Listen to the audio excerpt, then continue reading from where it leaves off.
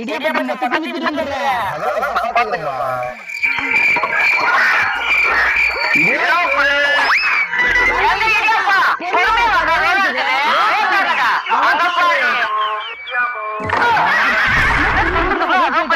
சாரிக்கா சாரிக்கா நாளைக்கு தான் வர்றதா போடியா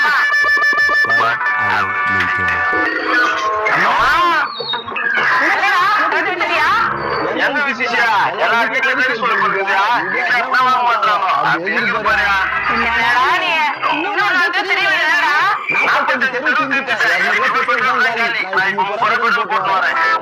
நான்